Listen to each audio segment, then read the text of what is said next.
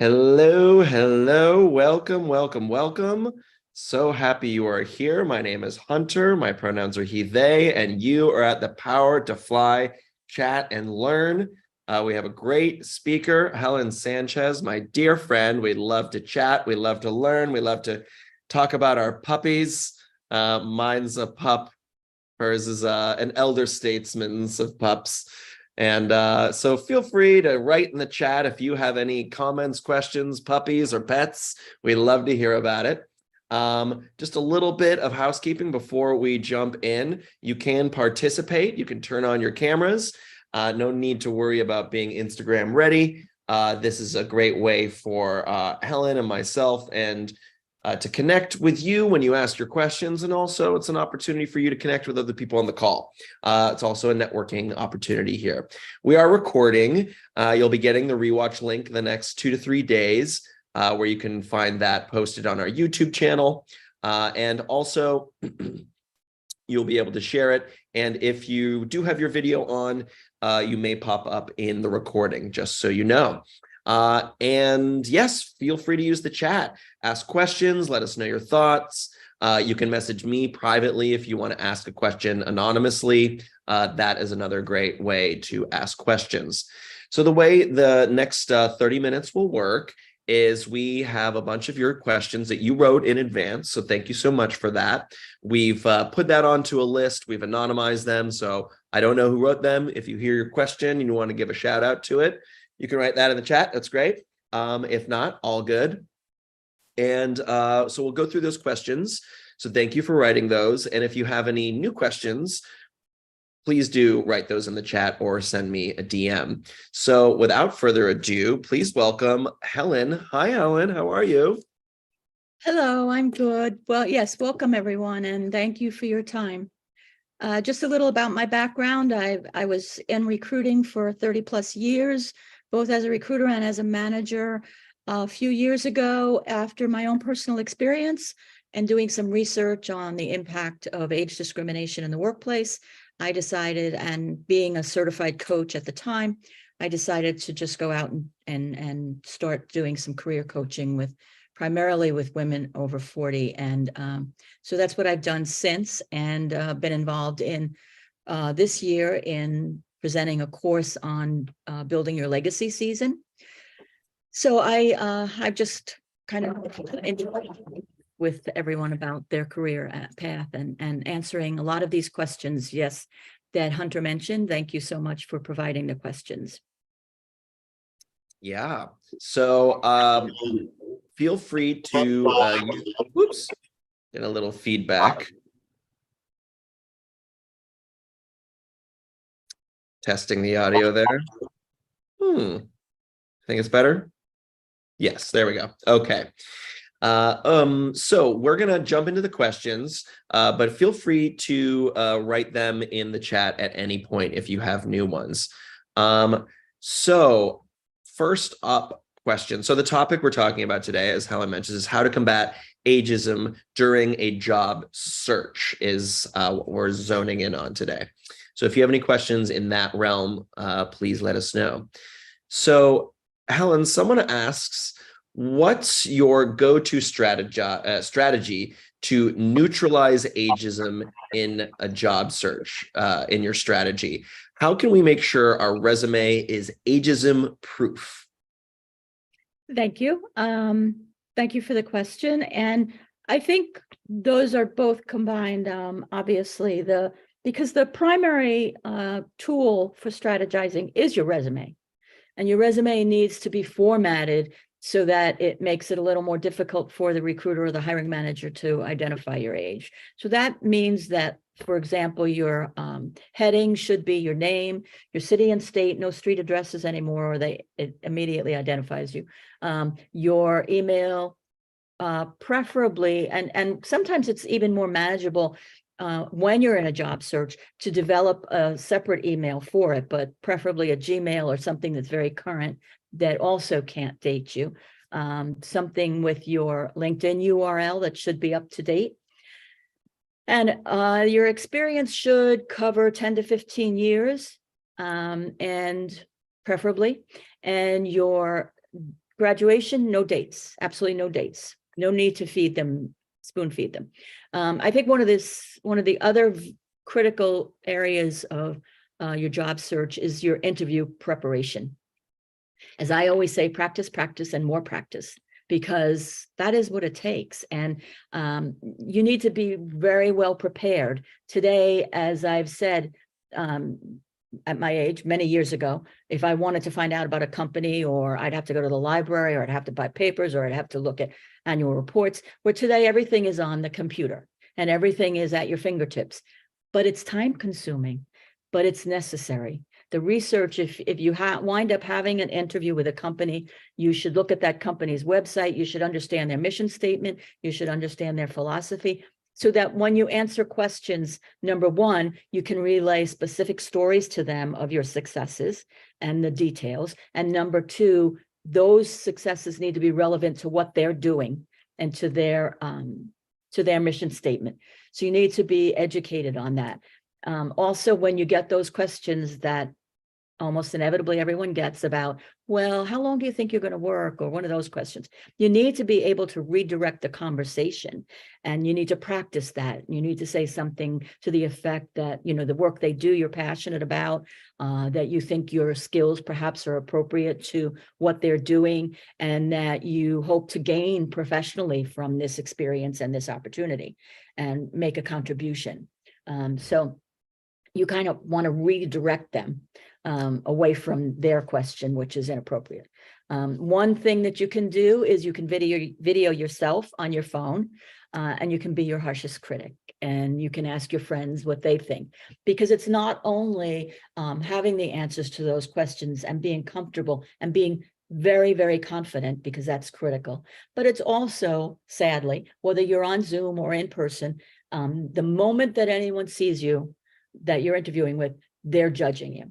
So the way you sit, the way you what you wear, the way you carry a bag, all of that is being judged. So you need to really video yourself and look at it and decide for yourself, how am I presenting myself? That's kind of important too. Those are all great tips, and they're so important. I love from the small detail of, do you have a current email address like Gmail, as opposed to, there's the Earthlink, Yahoo's, all those things from the other times. It's just those little things that can make catch people's eyes. And Cindy said in the chat, talking about having no dates on the resumes, but sometimes applications require it. What do we do in those scenarios? Most of the time on LinkedIn and those applications, you can use 9999 and get through.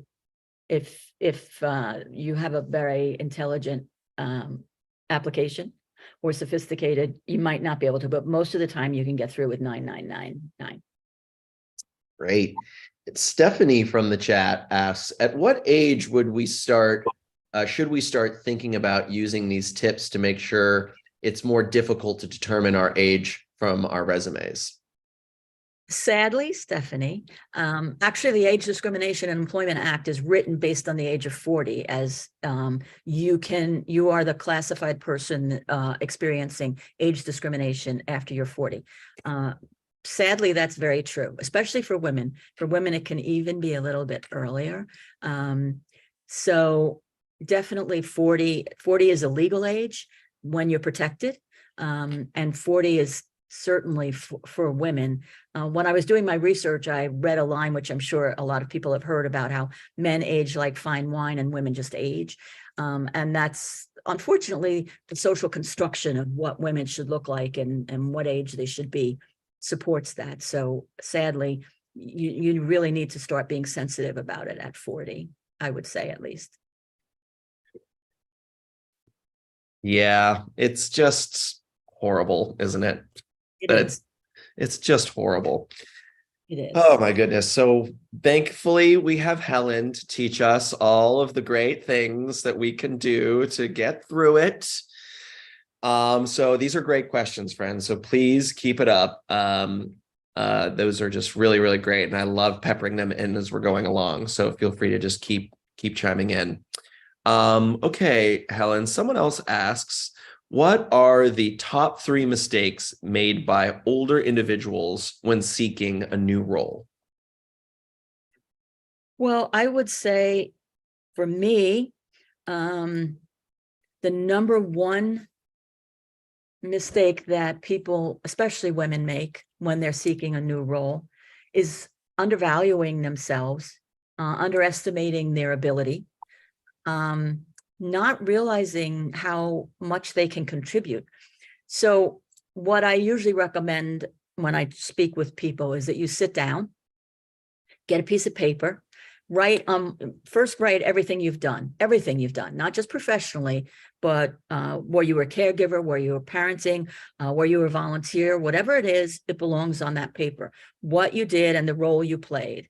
And then from that, you need to look at the responsibilities that you had in that role and the skills that you had to use to achieve what you had to do. So if parenting, you may have been in budgeting, you may have been creating events, you may have been negotiating medical payments and such. So whatever it is, it all involves skill and it all involves responsibility. So you need to look at all of that and then determine what are the transferable skills. Were you a team leader? Is leadership one? Communication, time management, whatever it is, you need to make those transferable skills on your list. And when you're done, you need to look at what you've done, and you need to understand that when you come to the table, you bring a lot of value and you have a lot to offer. And so that should build your confidence, which is, for me, one of the biggest mistakes is the mindset going in that I'm getting old. And so that's, they're going to see it. They're going to know, they're going to create an attitude about it. You just have to know that you have a lot to offer. And really, there's so much conversation today about longevity and about so much reading I in the process of doing about reapplying what we think is the normal professional lifespan for people, because many people want to continue and many people have to continue their professional careers today, well into their. I worked in my 70s, so I was still working full time. So well into that and more. So for that, you really need to train yourself not to have that awful mindset about oh, I'm too old. You're not. You're just not. So you need to convince yourself that. The other thing you need to do is you need to do really a lot of networking. That's another thing that people don't do enough. I mean, there are statistics that show 70+% of jobs are filled through networking. And networking today is not just what it was years ago, where we'd go to a conference or we'd go to a professional association lunch and we'd shake everybody's hand. Today, you can use LinkedIn. You can do the professional conferences. You can do the associations, all of that to get your name out. But what you're doing is building a relationship. So, for example, if you want to find a role in something specific, you can filter down on LinkedIn, find people in the industry or in the role that you're looking for, identify them and reach out and ask them if they have a few minutes to share with you that you are trying to make this transition or continue in this journey, and you'd like to know how they got their role or how they got into that company. And if you have experience, which as you're older, you always have experience, you should think about something that you can offer them. Perhaps look and see if they've written pieces, blogs, interviews, if they've done podcasts, what they're focused on. And maybe there's something that you did or a project that you managed that's related, and you can share that with them and how you handled it or how your company handled it. So it's an exchange, but you're building the relationship, number one. And at the end of the day, sometimes you can even get someone to mentor you if you want to get into an industry or into a role. So I think networking is something else that is a mistake sometimes taken, where there's not enough attention paid to that networking. So I would say definitely your mindset, your confidence, and networking are two very important things. One other, last one, is putting it on your calendar, making a commitment and making an appointment with yourself to put it on your calendar so that you are obligated, at least most people follow their calendar, to set aside however many hours a day you can do. If you're still working, it will be less. But if you're not working, it should be the better portion of a day that you're going to spend time working on your job search. And that doesn't mean reading Indeed. That means the LinkedIn research, the companies. There are places you can go to find companies. This is a question later on. Companies that favor or embrace older employees and that experience. Look for those companies and then look at their career site or fill out an application. So you can do all of those things for your job search.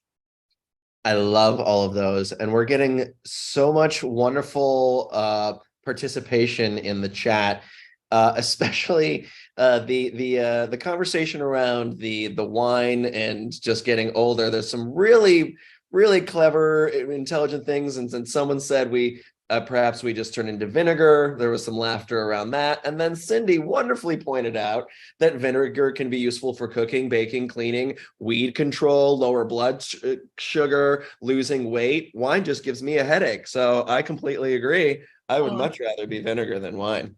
Absolutely. I agree. And I love all of your sense of humor. And yes, I had a laugh at that myself. It's like, really? No. It's really great. So so someone asked, in terms of experience, how far should we go back in our resumes? And before we jump into that question, there was also a related question in the chat about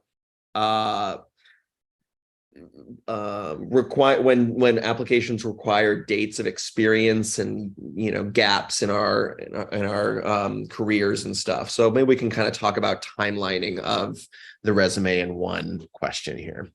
Okay, so the dates should be 10 to 15 years, ideally preferred. But I know some people have a job for 20 years in a company or sometimes more, not that often anymore, but sometimes they do.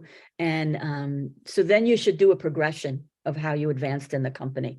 If you have something that is separate experience that goes back further, you should have a chronological list of your experience. So you will have dates that goes 10 to 15 years. They don't need more than that, honestly.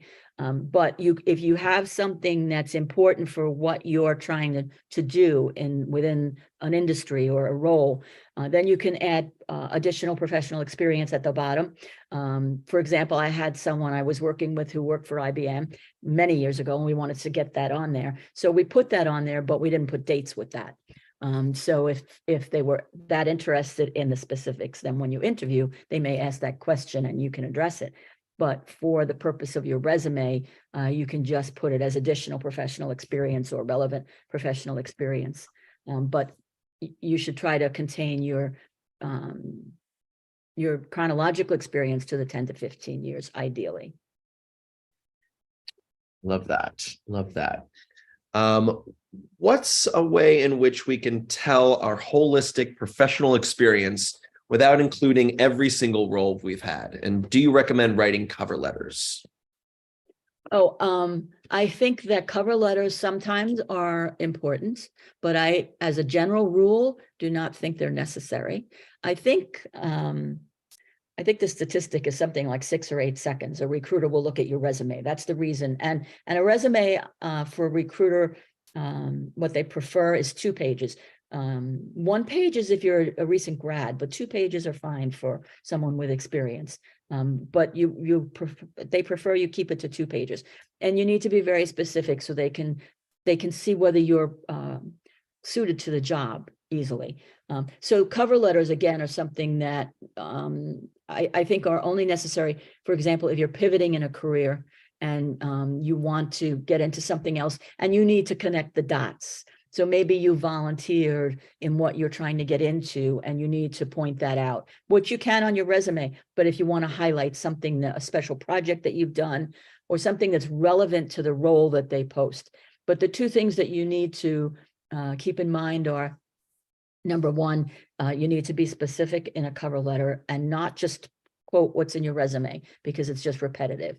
And number two, you need to remember that it's job descriptions aren't always accurate. And I would guess that we've probably all experienced that, where you either went for a job interview and the job description and what they're telling you are two different things, or actually got a job and day one realized, yeah, no, this isn't what they said.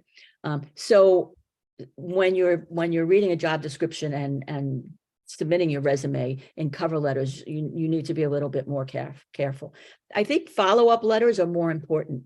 And I think, for example, after an interview, if you have something that you feel like you forgot or something that you didn't highlight as well as you wanted to, those are good points to put into a follow-up letter, thanking them for their time and saying, this is, something I'm passionate about. This is why I think I'm fit for the role, and so on. So I think that's more important than a cover letter. As far as the holistic experience, again, this is similar to the caregiving, the parental leave. You need to look at what you've done, what skills were involved, what responsibilities you had, what you achieved. And then you can do a professional summary and you can reference that. You can also include all your transferable skills to represent all the important experience that provided for you. So I think those are the ways to get that across. And if you have that in a professional summary and you're in an interview and there's a question about it, then you can relate it to how you got that experience. But if you have the experience, by all means, you can represent it, in my opinion. Love that. Love that. There's so many great questions coming in. This is so awesome. Somebody asked, any advice on how to stay motivated during the job hunt as an elderly professional? Yeah, again, going back to obligating yourself with your calendar, I think that helps to keep you motivated. I think you need to keep in mind that, I don't remember the statistic on a job search completion for younger, but for older employees, it's at least 7 months. So you shouldn't anticipate that in 7 weeks you're going to have a job, because it's probably not going to happen. And if you want something that is well suited for you, that you're comfortable with, that's really going to be a good match, you need to allow that time to find it. So I think that, again, being understanding that, so that you're not getting yourself down when you don't have a job in 7 weeks or 3 weeks or whatever. And also keeping yourself obligated with the calendar, and also the networking. If you can set a networking session on your calendar, so you might say job search for an hour and then networking for an hour or two, and you can set a goal and set manageable goals. So you can set a goal that says, I'm going to try and find 1 to 2 people on LinkedIn to reach out to. And again, you might have to reach out to 6 or 10 people before you have someone who responds. But if you look at them, look at what they're doing, Google them and see if there, again, are any articles or anything, any podcasts they participated in, then people love to be flattered. So if you flatter them and say, I saw your blog, I saw your interview, I listened to your podcast, and I'm so passionate about this and would just love to connect with you. You'll find someone who will respond. I'm sure of that. So if you set that kind of a goal, so for an hour, I'm going to job search, but searching jobs and submitting resumes is not necessarily going to be your success. So you also need to add in the networking. And again, you can do that also with professional associations, with participating in conferences. Those things will all keep you up to date and active. And so you'll feel like you're involved in a community. Also, if there's any training that you feel you need, a certification or anything that you can do, you should add that to your job search chores, so that will also keep you active and keep you involved and keep you positive. I think those will help. I love that. Shout out to Lisa in the chat. Thank you for this, Lisa. Mentioned Power to Fly has some great networking icebreakers at the beginning of their Diversity Summit virtual conferences. I have met so many people there. Love hearing that that's been successful for you, Lisa. I'll be there Wednesday morning. If you want to join me, friends, I'll be helping make that networking session happen. So feel free to join us there. And again, I'm sorry. No, But please, again, please, just to Helen. take advantage of the networking, it's to build a relationship. So you met them, you connected with them, but you need to follow up, not stalk them, but you need to follow up and keep that connection going and build that relationship, because that's what will help you going forward. Yes, absolutely. Helen, can you believe we're almost out of time? These just fly, fly, fly, fly. Okay, in these last couple minutes, how can we project confidence in an interview, and how can we address gaps in our technical knowledge during the hiring process? Projecting confidence in interview, we went over a bit, but it is practice, practice, practice. It is videoing yourself. It is being your harshest critic. It is trying to look your best, to be energetic, to be passionate, to know the answers to the questions, to have specific stories. Okay, if I increased customer retention 50%, how did I do that?